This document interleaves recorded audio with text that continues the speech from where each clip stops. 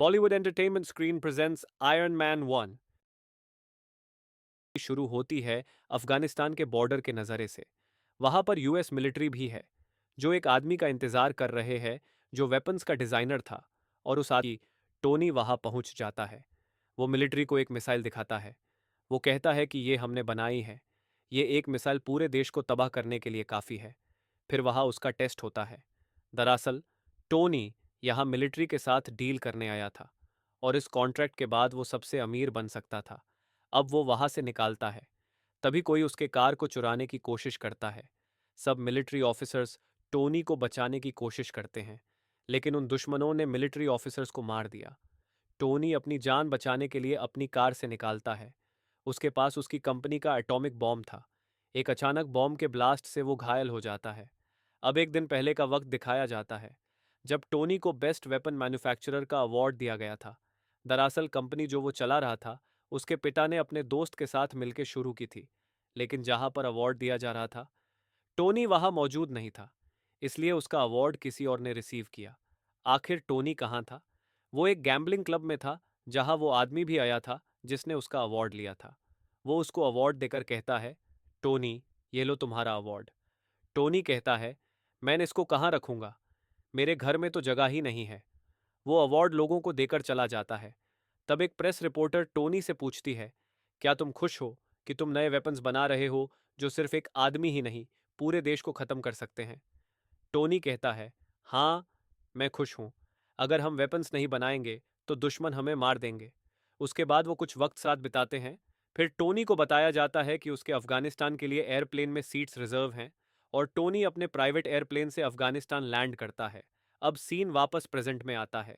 बेहोश टोनी को एक बैटरी से जोड़ा गया है। जब वो होश में आता है तो शौक हो जाता है कि ये बैटरी उसके साथ क्यों लगी हुई है। होश में आके वो एक आदमी से पूछता है, मेरे साथ क्या हो रहा है? वो आदमी कहता है, बॉम्ब के मेटल के छोटे टुकड़े तुम्हारे शरीर में घुस गए हैं। वो इतने छोटे हैं कि हम उन्हें निकाल नहीं पाए। एक ही सोल्यूशन था कि उन टुकड़ों को तुम्हारे दिल तक पहुंचने से रोका जाए।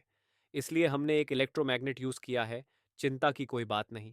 टेररिस्ट ग्रुप ने टोनी को किडनैप किया था। फिर टेररिस्ट लीडर आता है और कहता है, टोनी, तुम्हें पता है मैंने तुम्हें क्यों किडनैप किया? मुझे तुम्हारी बनाई हुई मिसाइल पसंद आई। जैसा कि तुम जानते हो, यूएस मिलिट्री ने हमारे देश का बॉर्डर ऑक्यूपाई किया हुआ है। मैं चाहता हूं कि तुम वही मिसाइल हमारे लिए बनाओ, और जैसे ही तुम वो मिसाइल बना दोगे, मैं तुम्हें छोड़ दूंगा। टोनी कहता है, बिल्कुल नहीं, ये तुम्हारा भ्रम है। वो आदमी जो टोनी के पास खड़ा था कहता है, ऐसे मत सोचो। तुम्हारे पास और कोई ऑप्शन नहीं है। ये ऐसा इलाका है जहां ना मिलिट्री तुम्हें धुंध पाएगी और ना तुम्हारे दोस्त। वो आदमी भी एक वेपन्स मैन्युफैक्चरर था, और उसको भी ये लोग पकड़ के ले थे। अब वो आदमी और टोनी एस्केप करने की प्लानिंग करते हैं। जहां ये ऑलमोस्ट इम्पॉसिबल लगता था, लेकिन वो कोशिश करना चाहते थे। वो आदमी कहता है, मैं अपने परिवार के पास वापस जाना चाहता हूँ। टोनी कहता है, मेरे पास परिवार नहीं है, सिर्फ एक ड्राइवर और असिस्टेंट है। फिर वो सोचते हैं कि वो एक बुलेट प्रूफ सूट बनाएंगे, ताकि अगर वो बाहर निकले और उन पर अटैक हो तो उन्हें नुकसान ना हो, और वो तुरंत भाग सकें। वो आदमी टोनी को कहता है, जो इलेक्ट्रोमैग्नेट तुम्हारे शरीर में है, उसे एक बैटरी के थ्रू कंट्रोल किया जा सकता है। अब उन्हें एक हाई पावर बैटरी की ज़रूरत थी जो उनका सूट चला सके।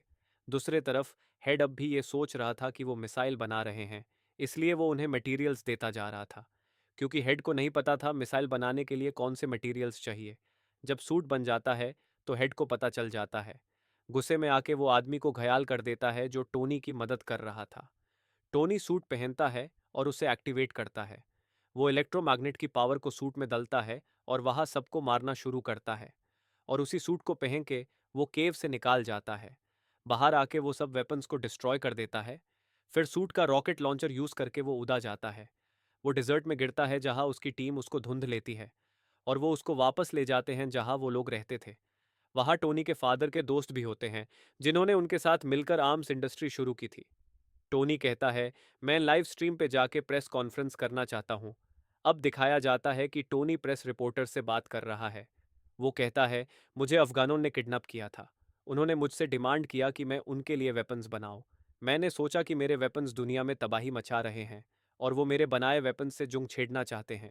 इसलिए मैं अपना इंडस्ट्री बैंड कर रहा हूँ, और अगर मैंने इंडस्ट्री बैंड नहीं की तो मैं ऐसे वेपन्स बनाना बैंड कर दूंगा। वो आदमी जो टोनी के फादर का दोस्त था सबको कहता है, नहीं, बातें उल्टा हैं। टोनी बस अभी अभी वापस आया है अपनी जान बचा के। वो थोड़ा अनस्टेबल है, दुखी है इसलिए गलत बातें बोल रहा है। ऐसा कुछ नहीं होने वाला। ये मामला सुलझाने के लिए वो उसे पूछता है, कौन इन अटैक्स में शामिल है। वो कहता है, हो सकता है कई दुश्मनों ने मिलकर हमला किया हो। इसका मतलब है वो टोनी पर शक नहीं करता। टोनी के फादर का दोस्त हैरान हो जाता है ये सुनकर। क्या कोई ऐसे हमला करके गायब हो सकता है? वो तुरंत अफगानिस्तान जाता है और टेररिस्ट से बात करता है। टेररिस्ट्स कहते हैं, हुमेन पता है कि इसके पीछे कौन है, लेकिन हम तब तक चुप हैं जब तक पूरी हकीकत सामने नहीं आती। ये आयरन मैन है क्योंकि हमें उसके सूट के कुछ टुकड़े डिजर्ट में मिले हैं।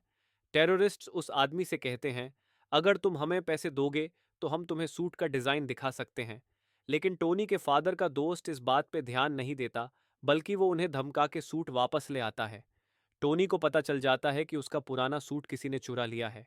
वो अपनी असिस्टेंट से कहता है, मुझे उससे रोकना होगा, चाहे कुछ भी हो। ये बात सामने नहीं आनी चाहिए, वरना वो मेरी आइडेंटिटी का मिसयूज करके हर जगह तबाही मचा देगा। टोनी की असिस्टेंट उसके फादर के दोस्त के ऑफिस जाती है और उसके कंप्यूटर से सब इन्फॉर्मेशन हैक कर लेती है। उसे यह भी पता चलता है कि वही आदमी था जिन्होंने टोनी को उन टेररिस्ट से किडनैप करवाया था, क्योंकि वो नहीं चाहता था कि टोनी को कंपनी में ज़रा भी हिस्सा मिले। ये जानकर वो चौंक जाती है। जब वो वहाँ से निकालने लगती है तो वही आदमी वहाँ आ जाता है जिसका कंप्यूटर वो हैक कर रही थी। लेकिन वो उस आदमी को बात में उलझा के वहाँ से निकाल जाती है। लेकिन वो आदमी चलक था, उसे समझ में आ जाता है कि इस लड़की ने उसका कंप्यूटर हैक किया है। जब वो लड़की जा रही होती है तो वो आदमी उससे कहता है, क्या तुम टोनी के बारे में जानती हो? क्या तुम मेरी उससे इंटरव्यू करवा सकती हो? मुझे उससे कुछ सवाल पूछने हैं। दूसरी तरफ टोनी का फादर का दोस्त भी परेशान है, क्योंकि उससे पता चल गया था कि टोनी सबसे पावरफुल है और अब उससे यह भी पता है कि सब मेरी वजह से हुआ है। उस आदमी ने कुछ साइंटिस्ट्स को कमांड दिया था कि टोनी के बॉडी में जो आर्क रिएक्टर लगा है वैसा ही बनाएं। लेकिन सरप्राइज ये था, जो रिएक्टर बन रहा था वो बहुत बड़ा था जो उस आदमी ने ऑर्डर किया था, पर उसके बनने में अभी वक्त था। इसलिए वो गुस्से में टोनी के घर जाता है। वो टोनी के शरीर से आर्क रिएक्टर निकाल लेता है जो असल में उसका दिल था, और उससे पावर ऑफ कर देता है। टोनी बिना रिएक्टर के कमजोर महसूस करने लगता है। अब वो ज्यादा देर तक जिंदा नहीं रह सकता था बिना उस रिएक्टर के। तभी उसे याद आता है कि उसकी असिस्टेंट ने उससे एक पुराना आर्क रिएक्टर दिया था। वो तुरंत अपने बॉडी को सूट में कवर करता है और पावर सोर्स एडजस्ट कर लेता है। अब टोनी का फादर का दोस्त वो रिएक्टर लेकर चला गया था जो टोनी का पावर सोर्स था। उसने एक बहुत बड़ा आयरन जाइंट बना लिया जिसे वो आयरन मॉन्गर कहता था। वो आदमी उस आर्क रिएक्टर को आयरन मॉन्गर के अंदर फिक्स करता है जो आयरन मैन के बॉडी से निकाला गया था। जब वो एक्टिवेट होता है तो उसमें कई पावर्स आ जाती हैं। इस दौरान असली आयरन मैन भी वहां पहुंच जाता है और उन दोनों के बीच जोरदार लड़ाई होती है। वो लड़ते लड़ते सड़क पर आ जाते हैं। तब आयरन मैन को याद आता है कि ये सूट अभी तक प्रॉपरली मेंड नहीं हुआ है। इसका मतलब ये ऊपर उड़ने पर फ्रीज हो जाएगा। वो तुरंत ऊपर उड़ने लगता है और आयरन मॉन्गर उसका पीछा करता है। आयरन मॉन्गर का सूट ऊपर उड़ते वक्त फ्रीज होने लगता है। कमजोर होते ही वो नीचे गिरने लगता है। नीचे पहुंचते ही वो दोबारा पावर ऑन हो जाता है। अब वो आयरन मैन पर अटैक करना शुरू करता है। और वो कहाँ गिरते हैं? वो उस लेबोरेटरी में गिरते हैं जहाँ ये पावरफुल आर्क रिएक्टर बनाया जा रहा था। ये आर्क रिएक्टर उस आदमी के साइंटिस्ट्स बना रहे थे जो टोनी के फादर का पार्टनर था। अब आयरन मैन अपनी असिस्टेंट से तुरंत कहता है, इस रिएक्टर को पावर ऑन करो, मैं तुरंत यहाँ से निकलूंगा। और आयरन मॉन्गर इससे पूरा असर में आएगा, क्योंकि उसे पता नहीं चलेगा कि रिएक्टर एक्टिवेट होने वाला है। वो लड़की वही करती है जो उसने कहा। बहुत सारी वेव्स निकलती हैं जो आयरन मॉन्गर को घेर लेती हैं और उसकी मौत हो जाती है। अगले दिन ये दिखाई देता है कि टोनी प्रेस कॉन्फ्रेंस में है और सब उसे तारीफ करते हुए पूछ रहे हैं, क्या तुम आयरन मैन हो? एक आदमी आके कहता है, तुम्हें यह नहीं बताना है, तुम्हें सिर्फ ये कहना है कि मेरा सिक्योरिटी गार्ड था और उनके बीच उनका पर्सनल झगड़ा था, इसलिए ये फाइट हुई और तुम्हारे फादर के दोस्त की नेचुरल मौत हुई। फिर टोनी सबके सामने जाता है उस नोट को हाथ में लेकर, और उसी वक्त उसका दोस्त उसके कान में कहता है, जो सच है वो बता दो। आयरन मैन सबके सामने बोलता है, मैं ही आयरन मैन हूं। अब सबको पता चल गया था कि असली आयरन मैन टोनी है। Hope you like this video. Video को लाइक करें, चैनल को सब्सक्राइब करें और कमेंट करके बताएं कि मूवी का कौन सा पार्ट आपका फेवरेट था। Thanks for watching.